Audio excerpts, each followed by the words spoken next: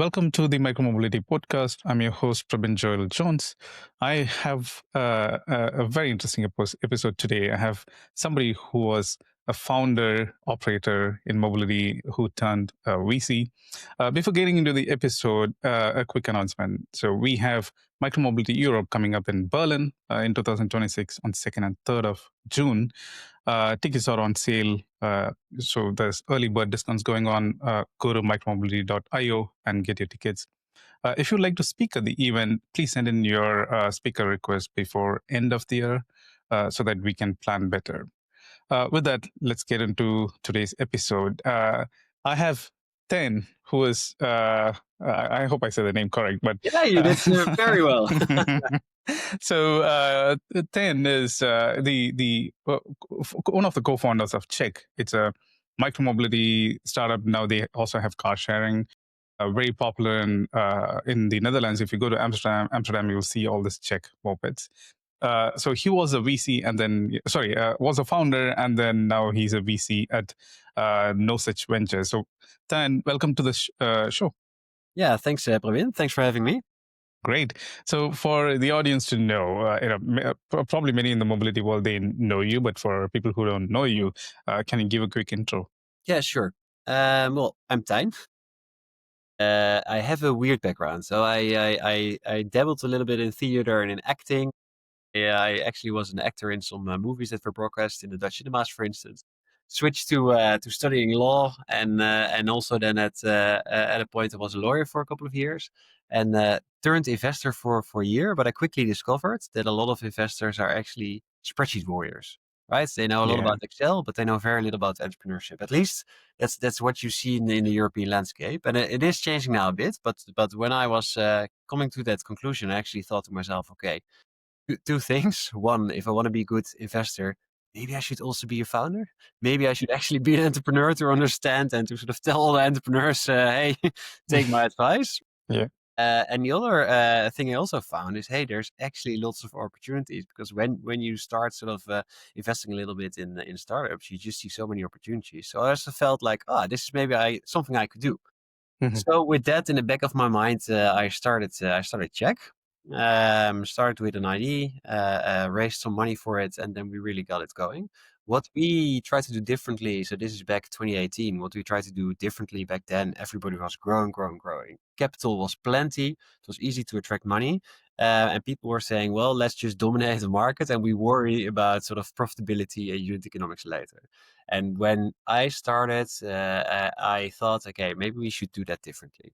Mm-hmm. So maybe we should first look at, okay, can we actually get decent unit economics before you're going to scale this? And back then that was not too popular. Yeah. I also got some other founders that were operating in the same space early on saying, okay, you guys are going too slowly. What are you doing? But we kept to it. And I think after 16 months, we turned first profit, and we've never looked back since.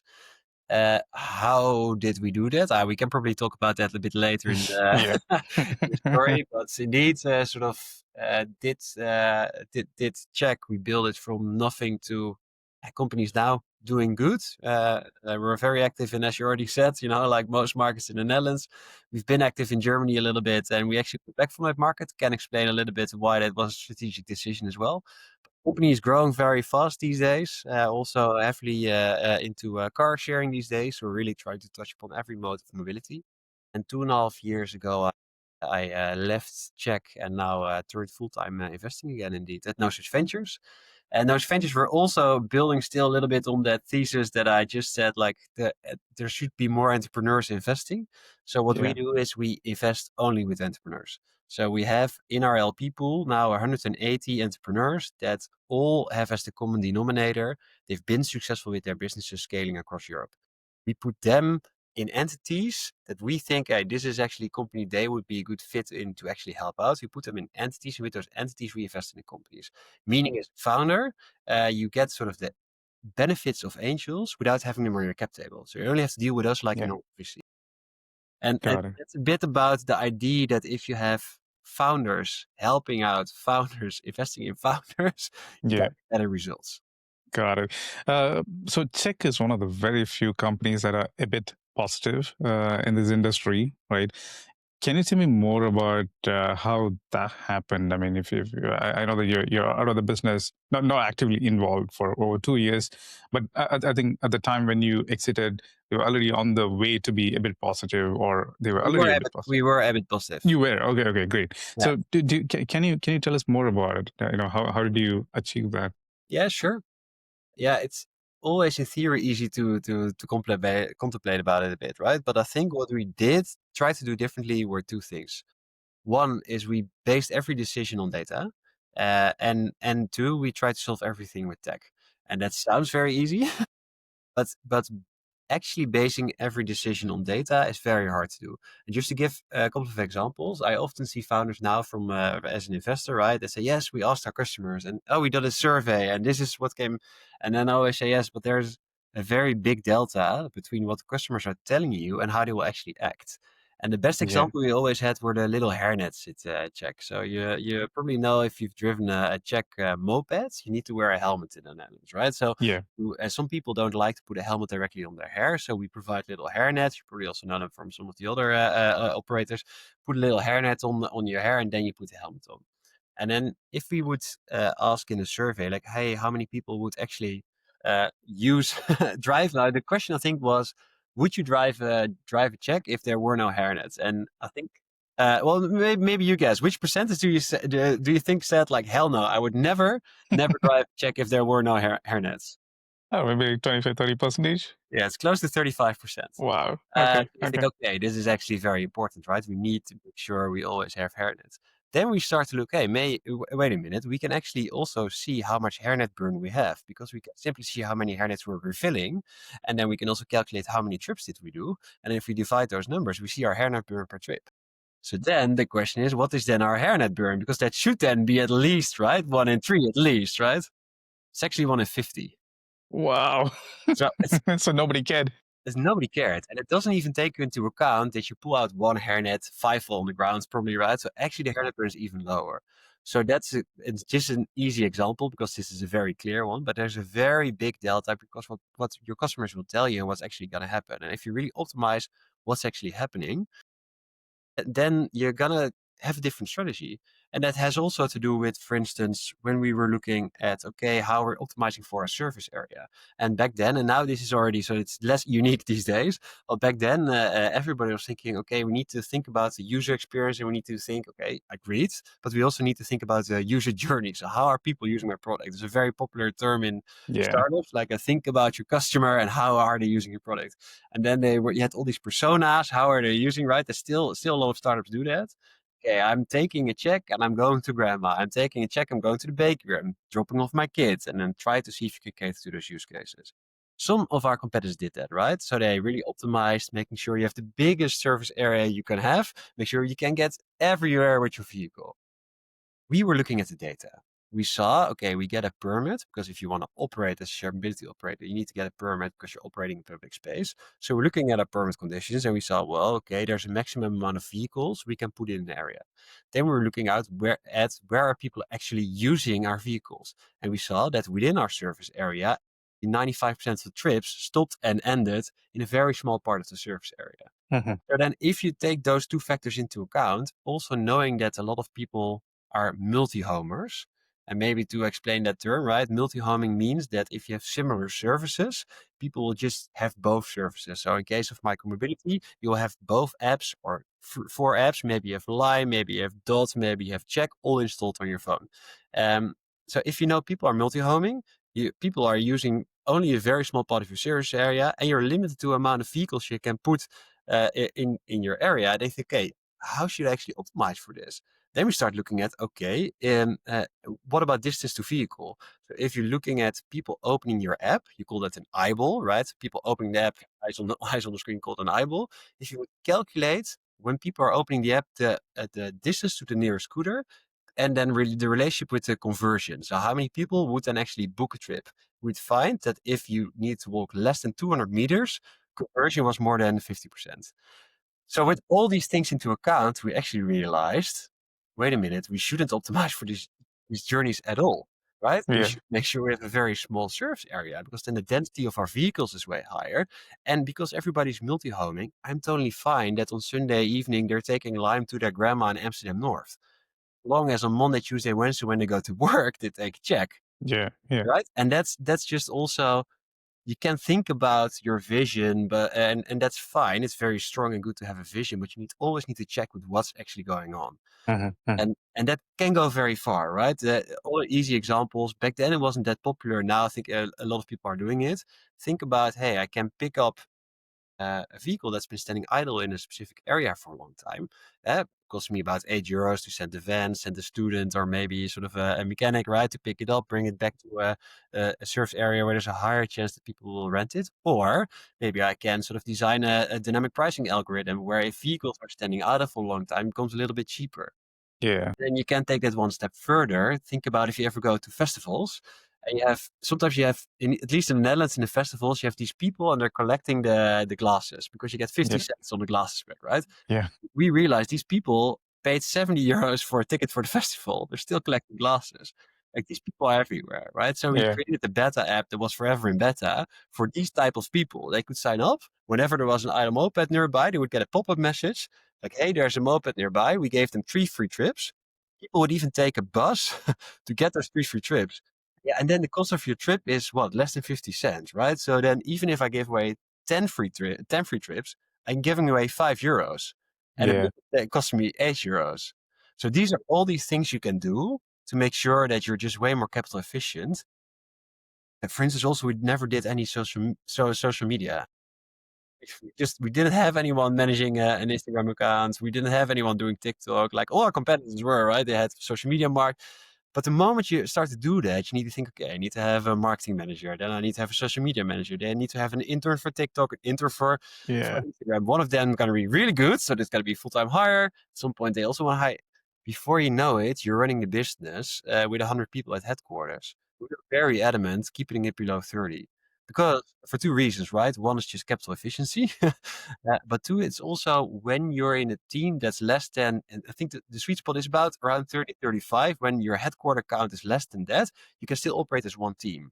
You have less something you call undercurrent, right? Sort of people gossiping with each other, feeling more an employee than an owner of your business.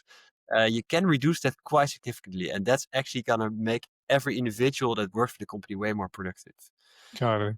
So Uh, Yeah, I'm with you on the surveys and user journey mapping and all that. What's the right approach then? I mean, don't do user surveys, don't do mapping. Just come up with something that and then keep experimenting till that hits. Or what would you advise founders? yeah, no, it's 100% the second. So I'm definitely not Okay. saying don't do social media, but just realize what you have and what you don't have. For instance, if you're a shared mobility operator and you're operating in Amsterdam and you have, what, 1,000 vehicles there, that means you have 1,000 advertising boards that are literally in the city. So what do you need to do? Well, for instance, if you look at the coloring scheme of Czech, we have white scooters with almost reflective purple and black on it, right? Why? Because the Netherlands is pretty high latitude country. So in the winter, literally today, it's been dark since 5:15 or something, right? So that means that if you have a dark green color scheme, which some of our competitors in the market have, at night, half of the year, You nobody's don't going to see see it. your logo, but Yeah. sort of white with reflective letters, they're just advertising boards everywhere in the city. Yeah. So you're way more noticeable, but also that also means you don't have to do an out of home campaign, right? So going to abris, bus stands where you put on posters, probably really not going to add any value. But if you're a company that doesn't have that, maybe out of home is great. So exactly as you say, Pravin, I would advise every founder to just experiment. That's Yeah. what we did with Check a lot. We were A/B testing a lot. We were testing it out. Do little experiments. Once it hits, invest a little bit more in that experiment. If it doesn't work, you kill it and you're back to sort of the Yeah. core of your business that's actually working. Yeah. And you would advise the same for the product as well, right? I mean, don't do surveys. Just go do things, experiment, fail, and Yeah, I think so, yes. And yes, we also did surveys. We did pizza session even, like we did all the shenanigans, yes. And it's sort of helpful, right? But it's helpful in a way that is very nice when you do a pizza session. And we did it with a marketing agency. So I have a couple of people sitting in a room. putting up some stuff, experimenting with some stuff, even have them testing some features, and you can sort of be a fly on the wall and see how they're actually interacting with it. It's Yeah. very entertaining, but it's also very anecdotal. So, just by default, you can do 5 pizza sessions, then you maybe have your N is 80, right? You maybe have seen 80 people. So it's still a very small sample set, and it's very easy to get a bias in there. So also there, Exactly. I'm not saying don't do surveys, but maybe I am. I was talking to Horaz in one of the podcast episodes, and he was saying that in most cases, users don't really know what they want. As founders, you have to actually tell them, hey, I mean, this is probably what you need. It's a very different approach. Exactly like you said. If Yeah, you have gone by your survey, you would have invested a lot in the hair nets, right? yeah. But yeah, I mean, at the end of the day, that wasn't the case because they don't know what they really need or No, want. but you also Yeah, need to test it out, right? Like, for yeah, instance, in the winter, everybody was testing out those little blankets that you would attach to the moped. I don't know if yeah. you remember those. I remember. Like, I understand the perception there. We Yeah. also tested it out, but what we then did is we selected one city, and then 50% of the vehicles in that city got them, 50% didn't get them. We tried to A/B test it. Mhm. It's still hard to A/B test, right? So the actual Yeah. thing you need to do is you always need to have one standing with and one standing without one next to each other to get a really honest comparison, and then do that at scale, and that's almost impossible. But we sort of found that there was not a real correlation, and we would even indicate it in the app in that city, but you tested that at small scale. So your investment is minimal. You just have 100 of those vehicles with there. In the end, we saw no statistical evidence that there was any advantage of having them. What we did see that they were very gross, as in there was mud on them, there was Yeah. semi-wet. It looked horrible, right? It sort of looked like a sort of deflated balloon laying on Yeah. top of the vehicle. And especially come spring, you will have sort of those early March months when suddenly the weather turns, at least in sort of the Netherlands and Germany, right? Where the weather starts turning good. And then your whole fleet is still covered in those winter blankets. And those days we did way better than the competitors that had those blankets. Because Yeah. of course, like, I'm not driving those gross blankets. True. True. True. You need to experiment, and sometimes also you don't really know what's gonna stick. We had moments where I think we had so many, also in our product, so many different versions flying around. Literally, where are you putting your buttons? Where are people clicking on? Mhm. You need to test to see what sticks. Yeah, exactly. So you did this venture. I mean, like you said, it's one of the few companies that are a bit positive today. If you go to Amsterdam, it's very popular, and then you made a switch to becoming a VC. Um, can you can you explain a bit about that journey and what's your focus within No Such Ventures in terms of verticals, the companies that you've invested? Can you just give a summary? Yeah, sure. Yeah, how I got to switching? It's always nice as people always ask me that, right? Yeah, yeah, the company that was doing well, mate, why did you leave, right? What are you doing? For me, it was I started the company. The first thing I did was try to find good co-founders, right? So it's exactly as you said. I found two great co-founders. They're still running the business today. Paul van Merrieboer, Marco Knietel, great guys, very knowledgeable. Marco comes from Uber, Paul comes from Green Wheels, know the industry very well. And with the three of us, we were very complementary. Start, that's really great because you rely on each other, but it also means that you're building a business together. And what we always heavily try to optimize for is hire people that are smarter than you are. Yeah. And I think we were fairly successful at that. So at some point, we just had a team that was very efficient. They were very much owning the business themselves. So our roles became more and more strategic and less hands-on. Company was doing well and was profitable. And then the founder of No Such Ventures, Reiner, he and I knew for a few years. So when I was still with Jack, I sometimes advised him on deals he was looking into, mainly in the mobility space.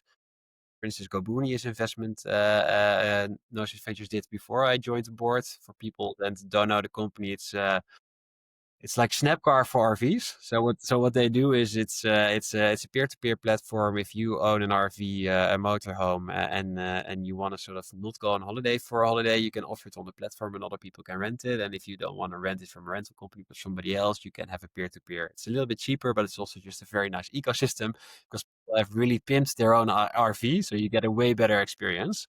So sort of advice on that deal a bit. Started No Such Ventures very strongly with an idea that's very close to how I view the world. I think Mhm. we touched upon it a little bit, Yeah. but I strongly believe that if you um, wanna do successful investments, you should look beyond the spreadsheets. That doesn't mean that you don't shouldn't look at data. I think if you got anything from the first bit of this conversation is that I very much like to look into data. I also still do that with Narcissus Ventures. But what I do mean is if you look at the most successful startups throughout history, but at least in the last couple of decades, they've all had unique stories. And if you wanna assist those unique stories or support those unique stories, you need to be flexible as an investor. So you cannot be a checklist investor that just says, okay, we need only recurring revenue. It needs to be 100% year over year. Check, check, check, check. If not, you're out. Right? You need to think what's going to be the best growth path for this company. How can we best support that? What's the best business model? Yes, there is really good business models out there that are not fully recurring SaaS revenue, right? And if you think about it in that way, what's the best support we can deliver? Well, that's literally sort of why I thought I need to be an entrepreneur myself. You have zero street cred, otherwise an investor. And Ryan was already building that, and he basically said, "Hey, let's build this further out together." And yeah, that's the mission I signed on for. And I thought, well, there's always reasons not to leave your company, but I'm still pretty involved in a sense, right? Operationally, I'm zero Yeah. involved anymore, but I speak to Paul and Marco on a weekly basis. Like we set Uh-huh. up a company together. We're pretty good friends. So I sort of can sort of interfere a little bit from outside in, of course, in what's going on, and I'm still yeah. So I'm still involved enough with my company that sort of how do you say that? Satisfiable for myself. But Yeah. I also felt there's a great opportunity to now actually start making more impact as an investor, and I think that's the main reason. I'm a strong believer that if we really want to change something, Yeah. we need to act. And I felt that as a founder, I could do that, but as an investor, I can make way more impact. Mhm. Okay, so that's a switch. And how big is the fund? At least the latest fund. Yeah, good question. So as No Such Ventures, we're investing on a deal-by-deal basis. So when we see a company we like, we give them a term sheet. We go to our base. As I said, they're all entrepreneurs. We try to see who are the best fit. We put them in an SPV and we invest through that SPV. So far, we've done 16 investments and we invested a little bit more than 55 million. Meaning a typical investment for No Such Ventures is between 2 and 8 million. But literally the last couple of months, we've been discussing internally a little bit. And if you sort of look at the funding gap in Europe, you see that the funding gap is actually a little bit earlier. And if you sort of look at, hey, what our other big investors are doing, you see everybody creeping a little bit earlier.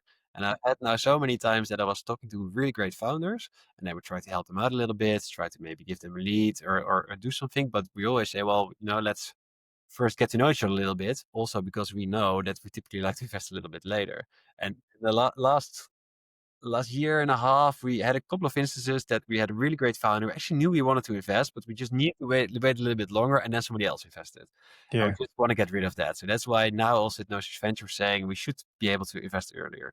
That still means we need to see some revenue, but be able to also invest a ticket of 1 million, invest in a company that sees a little bit of traction.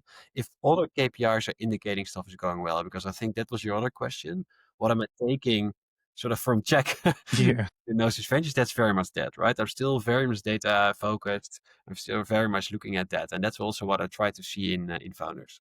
Okay. What are different criteria that you look at when you're investing from No Such Ventures? In terms of revenue range.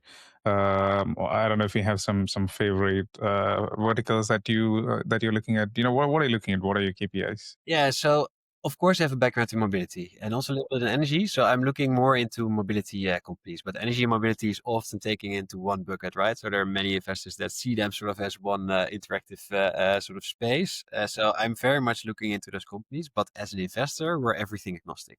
So and that also means exactly as I said on the checklist. We just believe that if you want a good investments, we cannot limit ourselves to things. That does mean that there are some things that we don't like to do. We do like to build companies that are attributing something to the world or to the industry they're operating in. That means that if it's just another thing that's giving you 2% more efficiency on something that's maybe not that investable for us, and they do need to have their mission aligned with our mission, and our mission is very much Europe focused. Okay. Got it. But you don't have like revenue range. You have to be X revenue. You have to have like X customers. No, No. Okay. no. As in normally we invest when you do sort of, what is it, 500K in recurring revenue or non-recurring revenue. Okay. Of course, we like to see companies grow fast, But I think the last company we invested in was way beyond that. They did 5 million in revenue. We've also done a pre-revenue deal. So I think that's always so the hard thing, right? People find it hard to pinpoint us. I think what you should, because we always say, well, we like to keep our options open. I think the strength in that is we want to see clear signals that there's commercial traction. So if that's not going to be revenue, then some other KPIs that are very clearly indicative of that. So if that's not there, then it's uninvestable for us. Big reason Yeah. is also because everybody that's invests with us has experience in that. So that's also our biggest value add. So if you're not there yet, as a founder, you might be better off signing with somebody that can help you sort of discover product market fit a bit better. We're just not the best investor for that. So as a founder, you should also be honest, like that's not a founder. The moment you sort of found something that worked and now you have no clue how to scale it, then you come to us. But what we do want to see, and that's sort of the three pillars we invest in. So they're not verticals, but they should be either companies that are treating Europe as a single market, meaning, for instance, that can be mobility is a great example, right? Physically almost connecting the different markets in Europe, but it can also be reg tech or legal tech that just makes navigating the regulated markets of Europe more as a single market. Second pillar is they are building Europe from the ground up, meaning can be deep tech, can be industry, can be everything that's really sort of supporting us from the ground up. Can also be automation, sort of our Yeah. AI investments are in that bucket. And the third pillar is we also need to defend our sovereignty. And that does also mean that we also are looking into defense tech. Okay. Got it. So, you have a unique experience. So you were a mobility operator, and then now you're an investor. The last couple of years weren't really great for mobility and micromobility in specific. But I think we also spoke about it at the event, and we also saw at the event that things are changing. Just this year, we had Dot raising 85 million.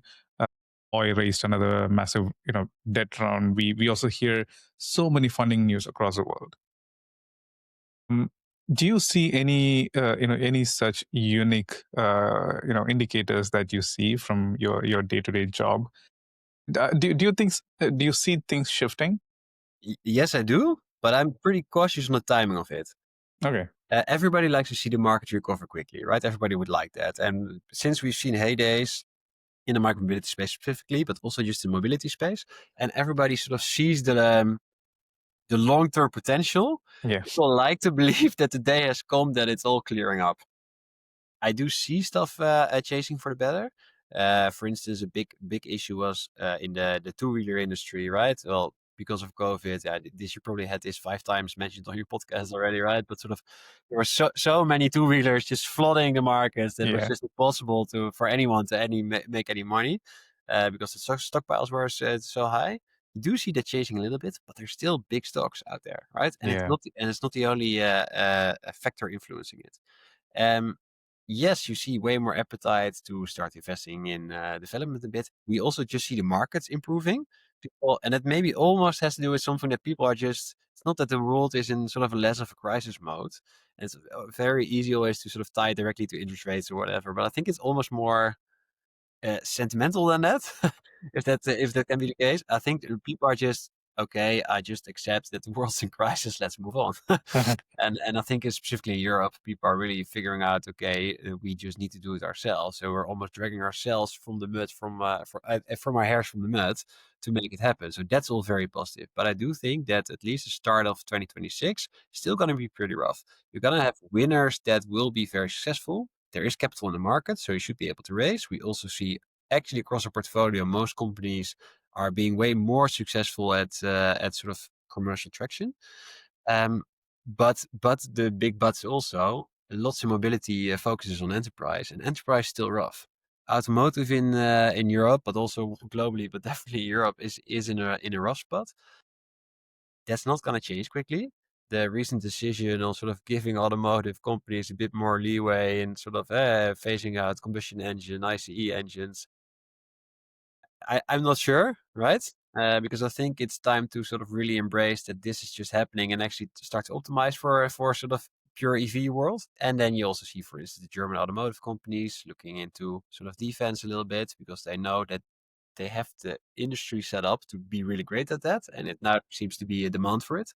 So that almost means that a lot of um, automotive players are investing again, but they're more investing in sort of those type of things. And that also means that if you're selling into automotive, that your lead times are not necessarily improving. So Yeah. maybe you're seeing in the market report that the average lead times are improving, but that's because for specific parts of the market that's happening. So that's also just the reality of it. Yeah. Um, yeah. So, just to stay on that topic, for you know, AI is a big hype today, right? I mean, everybody wants to build an AI. Most of the funding news that we hear is AI related companies. If you have to look 5, 10 years down the lane and say that, I mean, these are a couple of things in mobility that that's worth building today. Do you have a couple of things that you're thinking about? Yeah, I think there are two big things that sort of if you're a bit in the AI space, maybe three that you should be mindful of. And one is the most obvious one, I think, is just autonomous, right? Yeah. Autonomous driving in any aspects. That doesn't mean that everybody should now start to develop their own autonomous models. Quite the opposite, right? But you do need to think about a world where autonomous is becoming more prevalent. You're already seeing sort of it dominating taxis in the US will start to happen in Europe as well. 7, I'm fairly bullish on it that we will see the first robot taxis as well in Amsterdam driving around. Uh-huh. Put a pin on that and then check in with me in 2027, right? But no, but I think Yeah. you should be at least aware of that. The second is everything related to computer vision, because that's just becoming such a, especially in the world of AI, where it just becomes easier to create opportunities for computer vision. I see a lot of computer vision applications as well in the mobility space that are actually have a lot of cross pollination into other industries, meaning you can actually sell to different markets from a mobility perspective, which is great. And yeah, and the general AI embracing AI agents. Uh-huh. If you're not using AI in your own operations, I think you should Yeah. quickly start doing that. Yeah. If nothing else, because every investor is looking for it. And sort of every investor these days, it's a lot of it's the talk of the town at most VC tables. Everybody's worried for sort of an AI bubble to pop. And everybody's also, and I think the consensus now is a little bit, it's literally the same as the dot-com bubble. Yes, there will be a bubble. Yes, it will pop. But when the dot-com bubble popped, internet didn't go bankrupt, right? Yeah. Quite the opposite. So for AI, it will be the same. Make sure that you're applying AI in your operations. Make sure that you're doing half the development work. You don't do this double development work with half the employees because you're actually using AI processes. Make sure that you build it into your products. So when the bubble pops, technology is still there. That's also Yeah. how I view blockchain, by the way.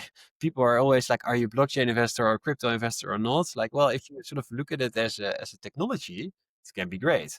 But would I invest in a crypto platform? No, probably not. Yeah. Got it. In terms of the autonomous vehicles, so Waymo announced that they are going to launch in London, right, in 2026. There's also Bolt announcing partnerships with companies. So if you look globally, I think Waymo is probably the leader today. I've taken enough rides in San Francisco and LA. There's not a lot of other companies that have a product that you can one to one compare with Waymo. Of course, there's so much buzz on Twitter about Tesla's doing robot taxis, but then it's still not to the level of what Waymo does today, right? And Europe being kind of like the core market for all this, for automotive. Historically, Europe is where many large brands came up. A lot of technology evolved from Europe. Why don't we see a lot of companies building here? I mean, why don't we see a lot of autonomous vehicle companies here? Yeah, I think that has to do with the commercialization part of innovation. I think lately, and lately I mean the last 4 decades, right? Europe is very poor at that. We have great innovation. Europe has seen many inventions also lately, right? There's like universities do great jobs. But what you often see is, I have this amazing piece of tech. And you speak to sort of an early, like, yeah, it's really, like the IP is worth millions. Okay, but okay, who's gonna buy it and how? Like it almost seems like they're looking at it from a scientific perspective, where they're thinking, well, that's almost irrelevant to me, right? But it's a very cool invention, and that's just worth something. And I think, and that's what they do really well in the US. They think commercially from the start. And I think if Europe can learn how to commercialize early on, way earlier, so also in their thinking how to build products from their inventions, Mhm. then they can do great things. But it's Yeah. also good to realize that Waymo, I fully agree, but their tech is not only their tech, right? I think there are 50 to 100 tech suppliers supplying tech to make Yeah. their tech. And that's just something you should always realize about these industries.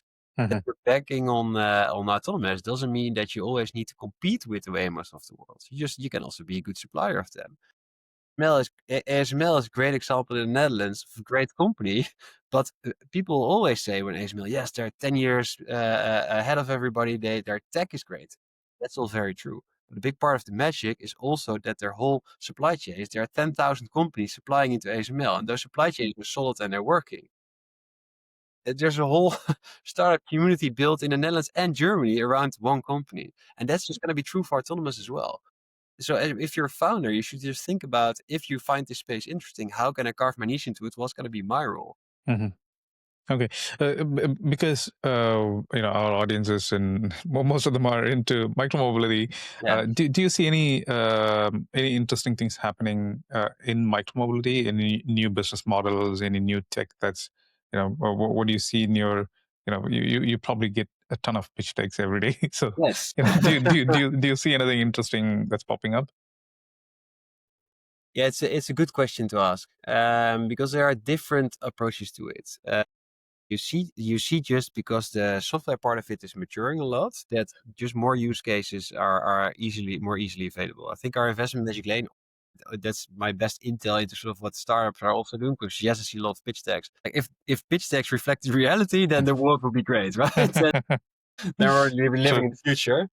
So also looking a bit in sort of what are their customers doing and what are they seeing, and what you just see that because a lot of software is becoming a lot better, and a lot of embedded software also enables a lot of more applications. That means that you can actually cater to niches. You can do interesting things, build interesting businesses that are actually used today. And you see some founders smartly optimizing for that. So you see propositions that are catering more to a niche that might be less of sort of a market directly, but it's a way more capturable market.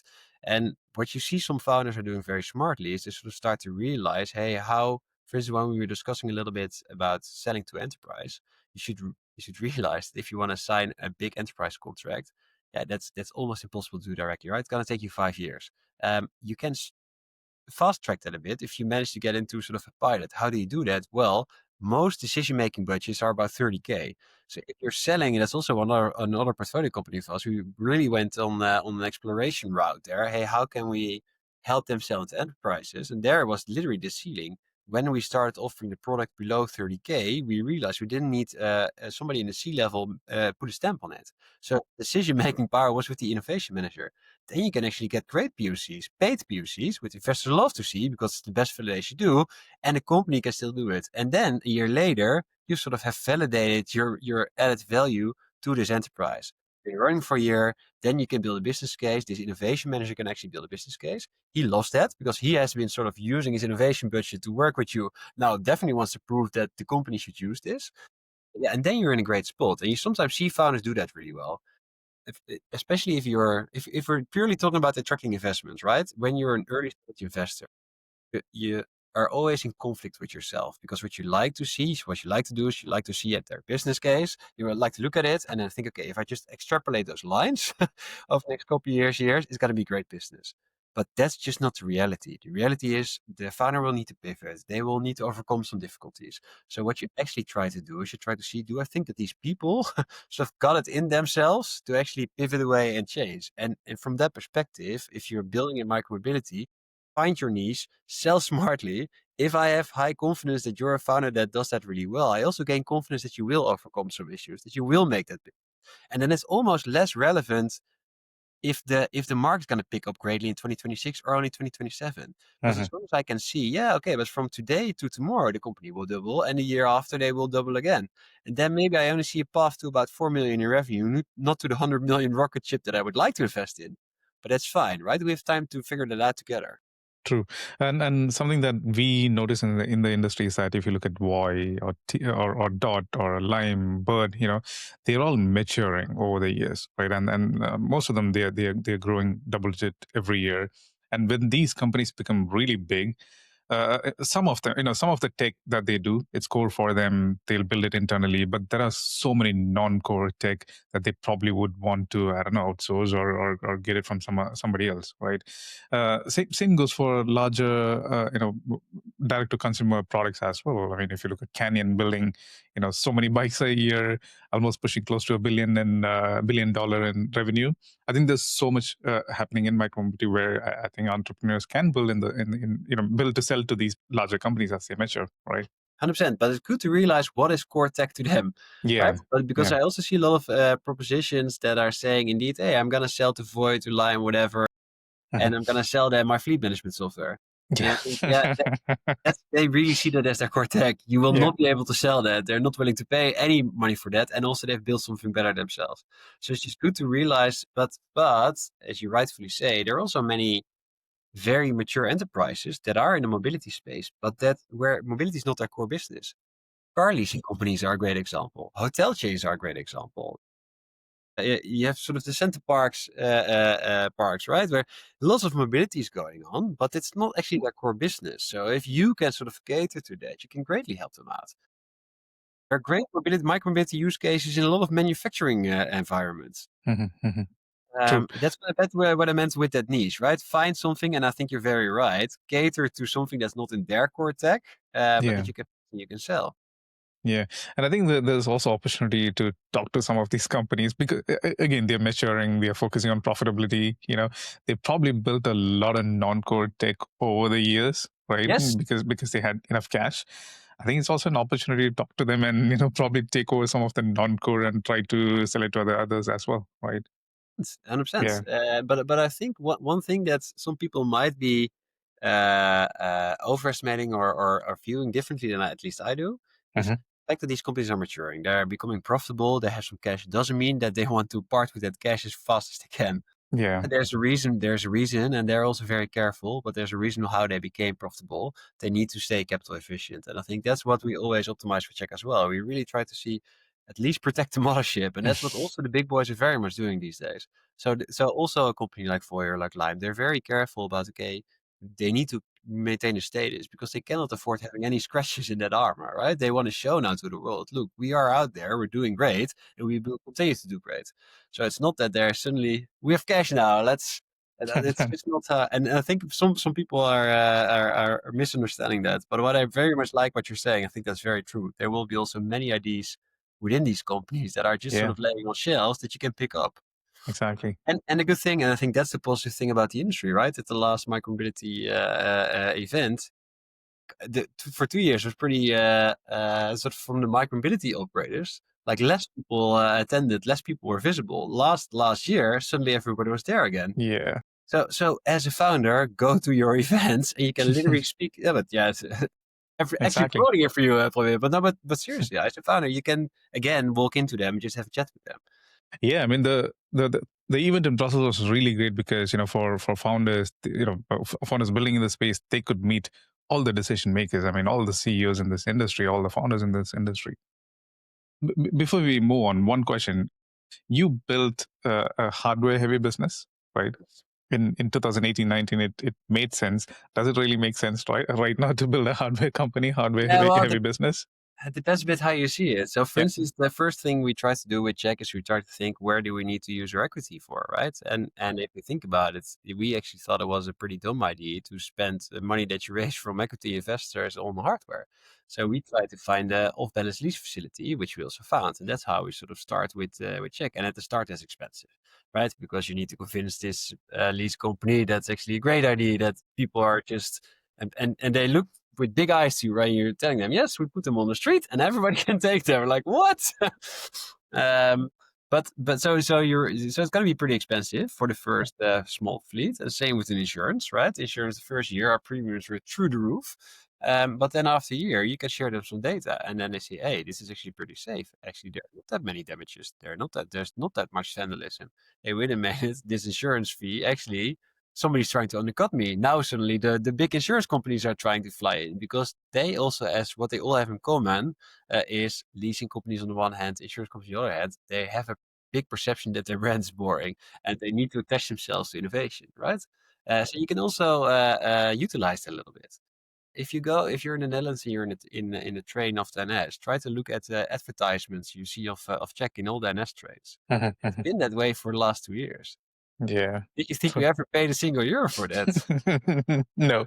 No, because it's a great collaboration, right? And Yeah. then that's great partner because the use case makes a lot of sense, but it's also they like it very much that NS can tell them, like, I'm connecting my brands to sort of a bit more innovative brands. And for us as innovative company, it was really great that we could attach our brands to a very reliable brand. So it's a great match. And as a founder, you can also there are so many of these matches in the world today. You can also try to utilize. True. You're focusing on Europe a lot. I mean, you said you're a first investor as well, right? I came to Europe 11 years ago, and one of the things that I mean, I come from India, so the startup scene is very different. It's a very large country. Every state is different. But when founders are building, they build for the entire country. They don't talk about different laws in every state. They don't care. I mean, they build for the entire country, right? So in Europe, it was very difficult to find founders or companies that are building for entire Europe at that time, right? And micromobility companies, Tier and Voi and Dot, they were kind of the first ones to, though it's very difficult. I mean, it's like you have to physically go to city by city, country by country. They scaled very, very quick, right? I mean, within a year, they were in almost every, every country here in the EU, right? Um, and fast forward today, we have very interesting companies. Like, for example, Lovable is a good example. They're scaling fast. Uh, what do you see? What is changing in Europe today? Yeah, it's a good question. I'm very bullish on Europe. And yeah, for two reasons, right? Or maybe for three, but not only because I feel it's necessary, so that's just also lives, right? I think we spoke about it earlier, but I'm becoming a dad very quickly in a couple of weeks from now. I'm very aware that if I want to raise my kids in the same free environment that I was raised in myself, we need to protect our sort of sovereign values in Europe. And that starts with innovation, because if we can't be productive ourselves, we need to rely on other one's tech, then we need to be independent there. So it's existential. And I think what's different from the debate 20 years ago, it was always inconvenient. Oh no, we're 10% behind the US. Oh no, right? It's just not annoying anymore. So people are starting to realize we actually need to act. So the existential part of it, that's helping. But it's also, if you just look at sort of what's going on in Europe, it is a big market. There are many people there. There's lots of money there, and it's very dense. So especially for mobility, like it's just almost like a play garden where you can sort of be very successful with your companies. And then if you think about, yes, you can see everybody's complaining, regulation is hard, and and all these different. Yes, that's true, but it's also not true. And also, and when you think about the US, for instance, there are also different states, and Exactly. these states are becoming more different every day these days. But we're also just very culturally very aligned within Europe. So yes, you can cater to all the European people. Yes, there are some issues maybe with different jurisdictions, but they're also pretty easily overcomable. You just need Mhm. to dig in and try to make it work. And the bonus of that is, since we have been neglected this for the last 20, 30 years, just catching up to that can build a unicorn. So we Yeah. don't need to have crazy innovation to be successful. You can by just increasing productivity and do a little bit better and focus on the European market, build great companies. And look at all the regulatory tailwinds that are flying in here. There will be looser regulations. So if you can already make it work in the current regulatory environment, you will be more successful every year from now because it will become easier. But also there will so many public funds are now flowing into private markets, both investing in VCs that are investing in Europe, as well as directly in startups, as well as just in the industry. So I think if there was ever a continent where I would be bullish on, okay, this is actually a nice sort of environment to invest in and set up my company, it would be Yeah. Europe. Okay. So what you're saying is that there's no lack of funding today. I mean, that there's enough cash in the market, right? Or Well, yes and no. okay. There are just two things with that. Yes, there are funding gaps, as you call them. I think in Europe there are two big parts. There's a bit of an early funding gap. It relates a bit to what we discussed earlier. Europe is very good at inventing stuff in university, but very bad at commercializing it. And also funding that very first bit is tricky. So you see that there should be more investors trying to invest very early, and there's a bit of funding gap a bit later, right? When you sort of come Series B and onwards. I think Series A we're pretty well capitalized. To be honest, Series B onwards is becoming way harder. But what people there was a brief time in history, or maybe two times in recent history, where capital was very plentiful, and the most recent one was 2017, 2018, right? Like, Yeah. And then the quick commerce wave as well, right? I mean, those cash around the COVID time. but Right? yeah, Yeah. okay, also true, but that was Yeah. on specific, but it was not on every business, but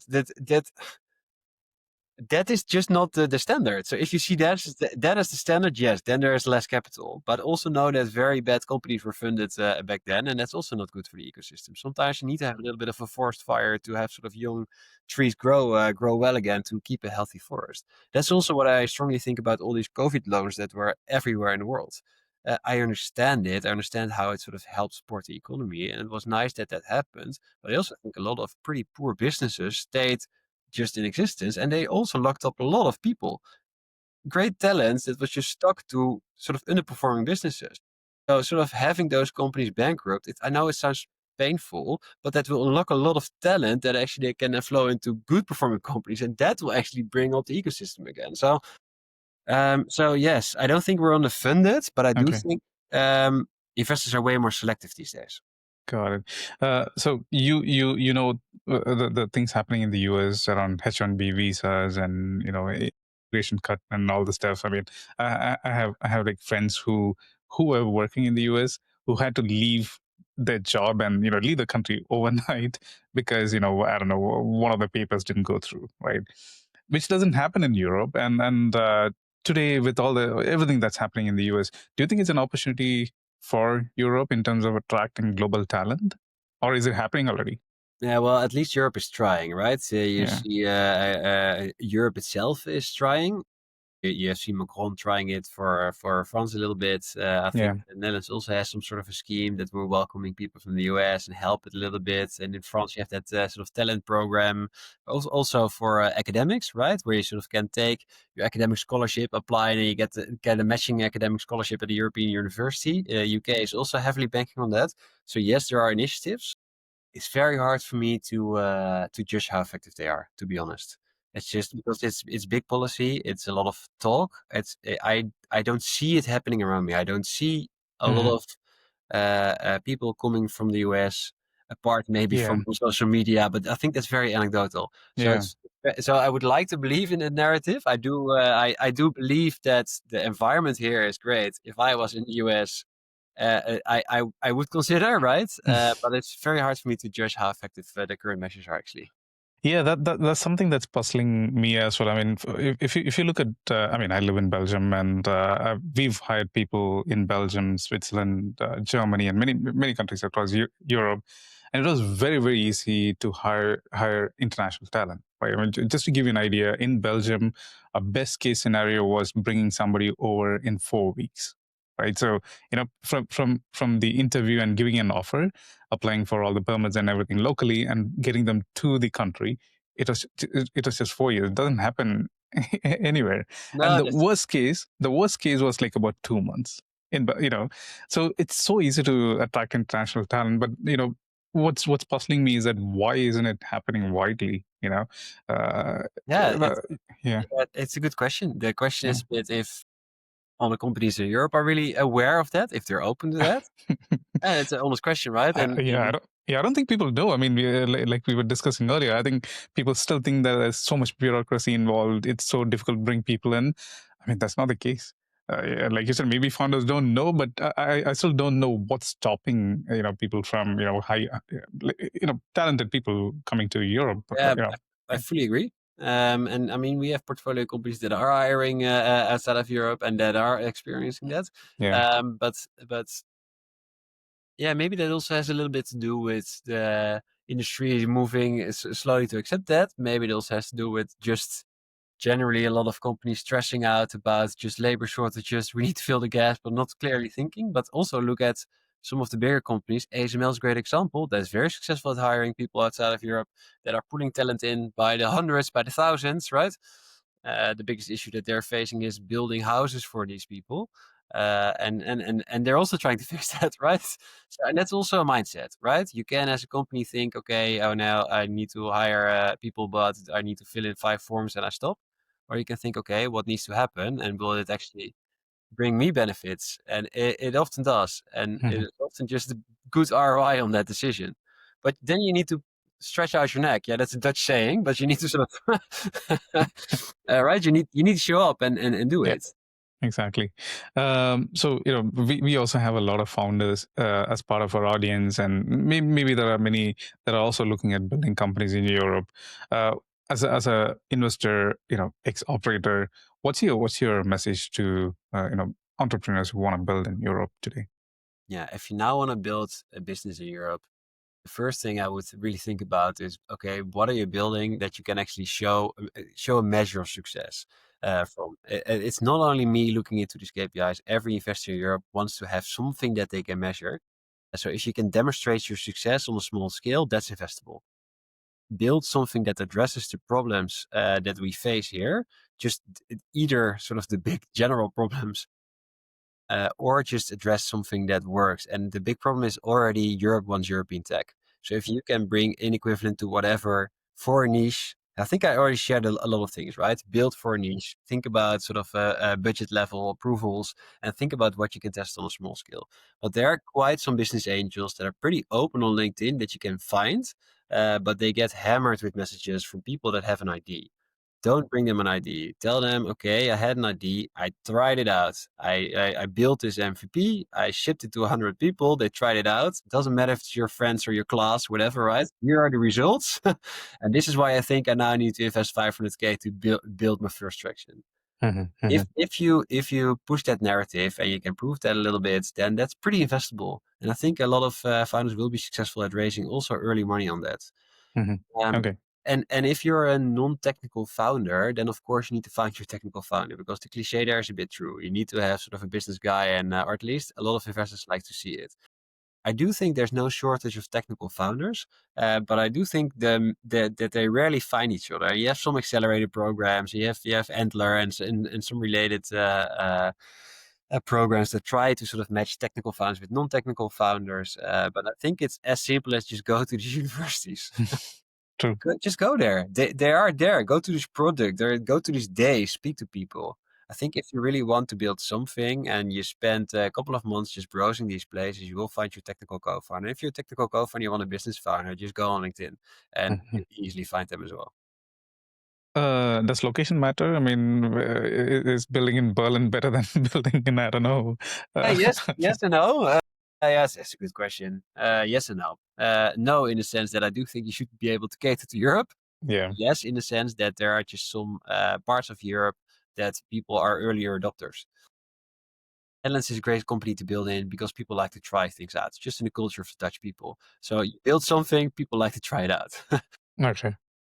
When you move into France, and also the cliche is true, you sort of need a French company and a French speaking person, whatever, right? In the Netherlands, not so much. If you're Canadian or US or whatever, in the Netherlands, people just try it out and like it. And then in Germany, the same dynamics are true. It's easier to build in the bigger cities and then just have sort of your local market. But if you're purely building a software company, it matters less, right? Yeah. Yeah, software crosses borders. Okay. Uh, so for people who are listening, who should contact you? I mean, for the set of founders, there's like hardware founders, software founders. There are people building in different streams, different products. Who should contact you to get a good response from you? Yeah, good.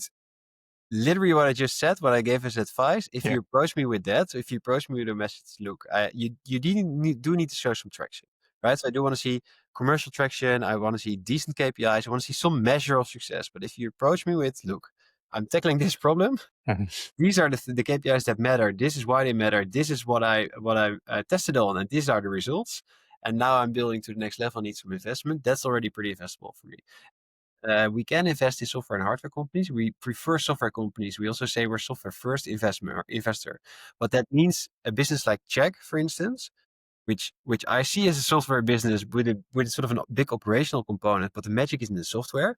Magic is not in the same for robotics, for instance, right? People always think robotics is about screws and butts and nuts and bolts. No, it's about the software that makes that into an arm, right? So if the magic is in the software, we can invest. If the capital that you're trying to attract is properly used, and what I mean with that is, if you need working capital financing, then look for working capital financing solutions.